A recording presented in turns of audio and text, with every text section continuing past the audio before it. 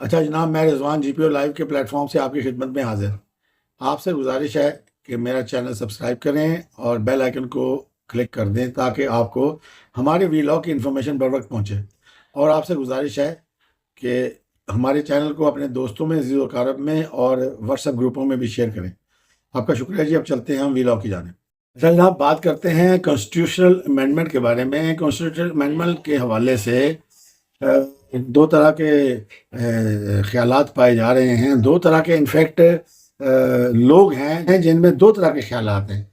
अच्छा, इनमें मैं थोड़ा सा ये समझता हूँ कि एक जो है ख्याल वो थोड़ा सा इमरानडू टाइप है और एक जो है वो थोड़ा सा पटवारी टाइप है। बहरहाल मैं दोनों का जिक्र कर देता हूँ। जो इमरानडू टाइप ख्याल है वो ये कह रहा है कि जी गवर्नमेंट कॉन्स्टिट्यूशनल अमेंडमेंट से बैक कर गई है और 2-3 दिन में उसका नोटिफिकेशन चीफ जस्टिस का वो जारी कर दिया जाएगा। और चीफ जस्टिस यानी कि मंसूर अली शासन। और ये कॉन्स्टिट्यूशन अमेंडमेंट जो है वो चीफ जस्टिस काजी फाइज साहब के जाने के बाद फिर ये इस पर वर्किंग होगी और फिर किया जाएगा। अगर हम ख्वाजा आसिफ साहब का कुछ बयानात जो है अभी गर्दिश कर रहे हैं वो सुने तो ख्वाजा आसिफ साहब तो स्ट्रेट अवे ये कहते हैं कि जी ये जो मंसूर अली शाह साहब, एक्चुअली मंसूर अली शाह साहब को ना कंट्रोवर्शियल बना दिया गया है, मेरा ख्याल है। वो कहते हैं जी कि मंसूर अली शाह साहब अगर आ जाएंगे तो वो इलेक्शन के मामलात को खोल लेंगे और इलेक्शन को कलअदम करार कर देंगे। हालांकि मेरा ख्याल है कि ऐसा मुमकिन है नहीं है, मगर इंसान जब ईमानदारी की हाइट पे पहुंच जाए तो फिर सब कुछ मुमकिन हो सकता है। ये कोई ऐसी बड़ी बात भी नहीं है।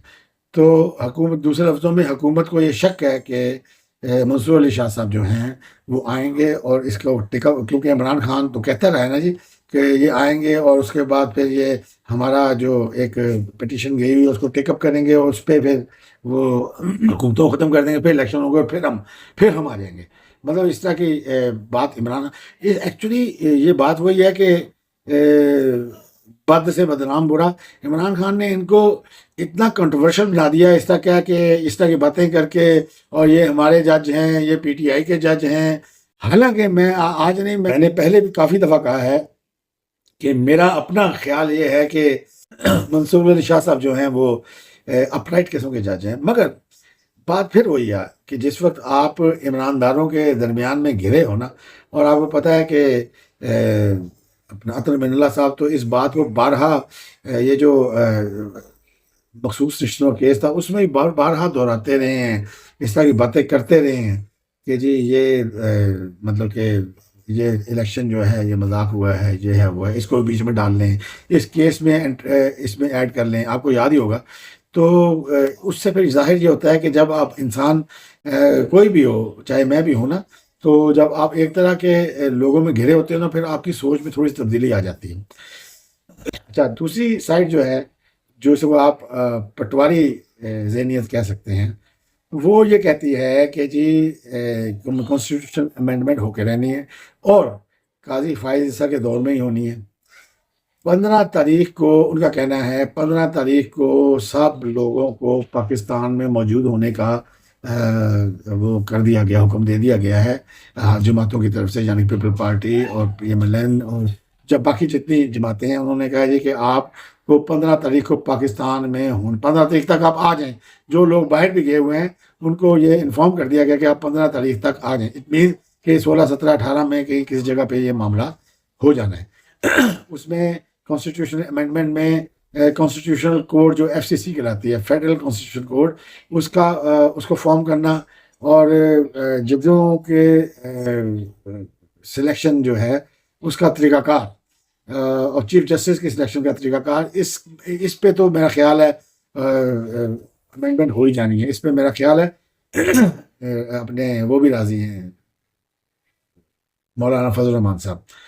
तो इसके अलावा कोई पता ही चला है कि 21 लोग ऐसे भी हैं जो PTI के हैं, मगर वो PTI के नहीं है, इनफैक्ट वो आज़ाद हैं, जिनको अदालत ने ज़बरदस्ती PTI का बनाया हुआ है। तो ईमानदारों ने ज़बरदस्ती PTI का बनाया। वो جنہوں نے کوئی ڈکلیریشن نہیں دیا تھا وہ یہ ڈکلیریشن دینے کے لیے تیار ہیں کہ وہ ادھر نون لیگ میں یا پیپل پارٹی میں شامل ہو کے تو ووٹ ان کو ڈالیں، یا نہ بھی دیں ڈکلیریشن تو ووٹ وہ ان کو ڈالیں گے۔ تو یہ ایک دوسری سائڈ کا خیال یہ ہے، ان کے بارے میں یہ کہا جا رہا ہے کہ جی یہ ان کا کہنا ہے جی کہ راوی چین ہی چین لکھ رہا ہے، ان کے پاس ہو گئی ہے، مطلب کہ جو اسمبلی کا ہاؤس کاؤنٹ جو ہے نا وہ پورا ہو چکا ہے، دو تہائی اکثریت پوری ہو چکی ہے، تو اس لیے یہ ایک ترمیم ہونی ہے اور ابھی کچھ دنوں میں ہونی ہے۔ یہ ایکچولی اس کے لیے 8 تاریخ کہی گئی تھی، مگر وہ شاید مولانا فضل الرحمان صاحب نے ایک 2 دن 3 دن مانگے، انہوں نے کہا جی کہ ہم بھی اپنا مسودہ تیار کیا ہوا، آپ نے بھی، ہم آپس میں ایک مسودہ شیئر کر لیتے ہیں۔ تو اس میں پھر یہ ذمہ داری لگائی گئی ہے پیپل پارٹی والوں کی کہ آپ فارورڈ ہو کے تو یہ سارا معاملات طے کریں اور اس کو پھر پریزنٹ کیا جائے۔ 2-4 دن کا انہوں نے کہا تھا، میرا خیال ہے اس کو 17-18 تک جائے گا یہ معاملہ۔ اچھا جناب، آج پھر بات کرتے ہیں مخصوص نشستوں کے حوالے سے۔ یہ معاملہ کچھ تھوڑا دب بھی گیا تھا، یہ جب سے یہ کانسٹیٹیوشنل کورٹ اور یہ اور وہ اس طرح کی چیزیں آ رہی تھی تو یہ معاملہ کافی دب گیا تھا۔ ابھی پھر سے تھوڑا سا اس نے سر اٹھایا ہے۔ ایسا ہوا تھا کہ پچھلے ماہ جب یہ قانون پاس کیا گیا تھا اس کے بعد اسپیکر صاحب نے ایک خط لکھ دیا تھا الیکشن کمیشن آف پاکستان کو کہ جی آپ یہ جو مخصوص نشستیں ہیں، اب چونکہ یہ ایک قانون بن چکا ہے، اب آپ یہ مخصوص نشستیں جو ہیں وہ ان جماعتوں کو دے دیں جن کو آپ نے پہلے دے رکھی تھی۔ یعنی کہ جب قانون کے مطابق کوئی ایس آئی سی یا پی ٹی آئی اس پہ پورا نہیں اترے گی تو پھر جو جماعتیں موجود ہیں پی ٹی آئی اس میں پارلیمنٹ میں وہ ان کو بانٹی جائیں گی، وہ اسی طرح بانٹی جائیں گی جس طرح پہلے بانٹی گئی تھی۔ تو یہ انہوں نے کہا تھا۔ اس کے بعد پھر الیکشن کمیشن آف پاکستان نے اس پہ مشاورت کے کافی دور ہوئے کہ اس کے بعد پھر انہوں نے یہ فیصلہ کیا کہ چلو یار ہم دوبارہ سپریم کورٹ کے پاس چلے جاتے ہیں اور ان سے رہنمائی لیتے ہیں۔ تو اس حوالے سے میرا خیال پھر ادھر کوئی پٹیشن وغیرہ اپیل وغیرہ بھی دائر کی گئی اور پٹیشن وغیرہ بھی دائر کی گئی۔ تو اس کے بعد پھر ایسا ہوا کہ بیچ میں کچھ یہ ہلا گلا شروع ہو گیا، یہ جو احتجاج وغیرہ کا، اس میں کافی دن گزر گئے۔ پہلے ایک جلسہ ہوا، پھر لاہور کا پھر جلسہ ہوا، پھر راولپنڈی میں احتجاج کے بعد انہوں نے جی یہ کیا کہ اپنا وہ اپیل وغیرہ دائر کر دی، جو بھی وہ بات۔ اس کے بعد بھی یہ جلسے جلوس یہ وہ چلتے ہیں۔ ابھی کل کے پرسوں جو ہیں ہمارے اسپیکر ایاز صادق صاحب، انہوں نے ایک لیٹر اور لکھ دیا ہے، جس لیٹر کا ذکر ہم نے کل اپنے ویلاگ میں بھی کیا تھا۔ تو اسپیکر صاحب نے اس لیٹر میں پھر دوبارہ سے یاد دہانی کرائی ہے کہ الیکشن ایکٹ میں تبدیلی ہو چکی ہے، قانون پاس ہو چکا ہے اور اس لیے آپ اس کو ان سیٹوں کا فیصلہ کریں۔ اور انہوں نے اس میں کہا ہے جی کہ پارلیمنٹ کا احتکاق ہے قانون سازی کرنا، اور اس قانون سازی کے تحت آپ اس کو دوبارہ سے ان کو ادھر ہی الاٹ کر دیں جو کہ پہلے الاٹ کی گئی تھی۔ مگر ابھی خیال یہ کیا جا رہا ہے یا سننے میں یہ آیا ہے الیکشن کمیشن جو ہے وہ اس نے فی الحال دونوں سائڈ کو سرخ جھنڈی دکھائی ہوئی ہے۔ وہ کوئی فیصلہ اسپیکر صاحب کے کہنے پہ نہیں کرنے لگا اور نہ ہی وہ سپریم کورٹ کے فیصلے پہ عمل کرنے لگا ہے۔ وہ جب تک اس کی وہ اپیل جو اس نے کی ہے اور ساتھ جو کوئی رہنمائی کے لیے گیا ہے، ریویو وغیرہ میں گئے ہیں، تو اس جب تک ان کا فیصلہ نہیں ہوتا میرا خیال الیکشن کمیشن جو ہے وہ کوئی اس حوالے سے کوئی مزید ایکشن نہیں لینے لگا۔ جب وہ جو ہے وہ اسپیکر صاحب کو اس خط کے جواب میں ریزننگ یہ دے گا کہ ہم نے چونکہ سپریم کورٹ میں اپروچ کیا ہوا ہے، اس میں اپیل کی ہوئی ہے اور کچھ جو ان کا ڈیٹیل ججمنٹ آئی ہے، اور اس کے علاوہ ریویو بھی ابھی ہونا ہے، اس کا لگنا ہے، تو جب تک کسی یہ یعنی کہ یہ اونٹ کسی کروٹ نہیں بیٹھتا تو اس وقت تک ہم اس کو نہیں کرنے لگے۔ اب صورتحال یہ ہے نا کہ اصل میں ادھر قانون بن چکا ہے، ادھر سپریم کورٹ کا فیصلہ بھی امپلیمنٹ نہیں ہو سکتا، کیونکہ اب قانون بننے کے بعد اس میں بھی ایمبیگوٹی آ گئی ہے کہ جی اب وہ کریں نہ کریں، وہ قانون بالکل صحیح بات ہے، پارلیمنٹ سپریم ہے، اس نے قانون بنا دیا ہے۔ تو اب یہ اب اصل میں یہ دو کشتی کے سوار ہو گئے ہیں، جب تک کہیں کسی ایک سائٹ پہ نہیں ہو جاتے اس وقت تک یہ معاملہ اسی طرح لٹکا رہے گا۔ تو میرا خیال ہے ابھی اس پہ ٹائم ابھی درکار ہے اس معاملے میں. یہ ایک خیال بہرحال ضرور کیا جا رہا ہے کہ اگر گورنمنٹ یہ آئینی ترمیم کروا لیتی ہے 2/3 اکثریت سے، اور اس میں کانسٹیٹیوشنل کورٹ بن جاتی ہے، اور کانسٹیٹیوشنل کورٹ جب بننے کے بعد پھر ممکن ہے کہ جو الیکشن کمیشن ہے وہ اسپیکر صاحب کے خط پہ عمل کرتے ہوئے، یعنی کہ الیکشن ایکٹ پہ عمل کرتے ہوئے، وہ سیٹیں ان کو کر دے اور مختص کر دے، اور اس کا پھر جو اپیل ہے یا اس کے حوالے سے جو اس کا ریویو ہے وہ پھر آئینی کورٹ میں چلا جائے، اور وہ آئینی کورٹ پھر اس کا ہیئرنگ کرے اور اس کا فیصلہ کرے.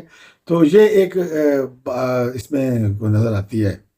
الیکشن کمیشن ایکچولی اب ویٹ اینڈ سی والی پالیسی میرا خیال ہے اختیار کیے ہوئے ہے. ادھر اگر سپریم کورٹ سے کوئی معاملہ ہو جائے تب، یا آئینی کورٹ بن جائے تب، تو وہ ویٹ اینڈ سی والے اس پہ ہے، موڈ میں ہے. اچھا جناب، ایک خوشخبری یہ ہے کہ پاکستان میں سعودی وفد کل آ رہا ہے، اور وہ ان کے سرمایہ دار ہیں جو کہ کاروباری، وہ آ رہے ہیں ساتھ. تو اس میں پھر کہا یہ جا رہا ہے کہ 2 ارب ڈالر کے ایم او یوز سائن ہونے ہیں ادھر پاکستان میں. تو یہ ایک اچھا وہ خبر ہے ہمارے لیے، خوش آئند ہے کہ ہمارے ادھر انویسٹرز آ رہے ہیں اور وہ انٹرسٹ ہے ان کا، اور وہ ادھر جب ایم او یو سائن ہو جاتا ہے اس کے بعد پھر اس پہ معاملات چلنا شروع ہوتے ہیں. بے شک ایم او یو کی ویسے ایز سچ کوئی حیثیت نہیں ہوتی، مگر وہ معاملات چلنا جو اپنا ٹائم نکال کے جو وفد ادھر آ رہا ہے، وہ کوئی وقت ضائع کرنے کے لیے تو کوئی نہیں آتا نا جی. تو بس دعا کریں اللہ تعالیٰ اس طرح کی انویسٹمنٹس پاکستان میں لائے تاکہ پاکستان تھوڑا سا اپنے پاؤں پہ کھڑا ہو جائے. اچھا جناب، ایک خبر ہے پنجاب سے. پنجاب کی چیف منسٹر محترمہ مریم نواز صاحبہ، انہوں نے آج گرین پنجاب ایپ کا اجرا کر دیا ہے، اور اسموک کنٹرول ہیلپ لائن بھی بنا دی گئی ہے. اس ہیلپ لائن کا نمبر ہے 1373. اچھا، اس میں خوشخبری ہے نوجوانوں کے لیے کہ گورنمنٹ نے اس پروگرام کے حوالے سے 2000 انٹرنز کا لینے کا فیصلہ کیا تھا.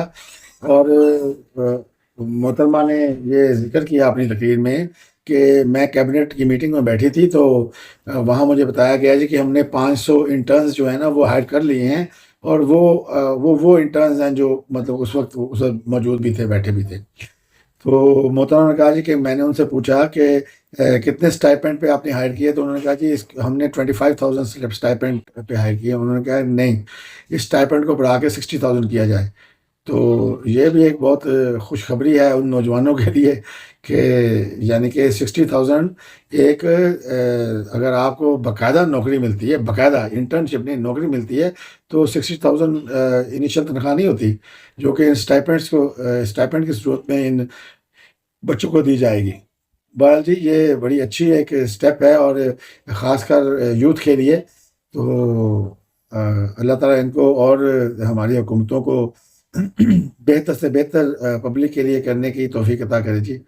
اچھا جی، آج کے لیے اتنا ہی. انشاءاللہ تعالیٰ پھر کل نئے ولاگ کے ساتھ آپ کی خدمت میں حاضر ہوں گے جی. اللہ حافظ.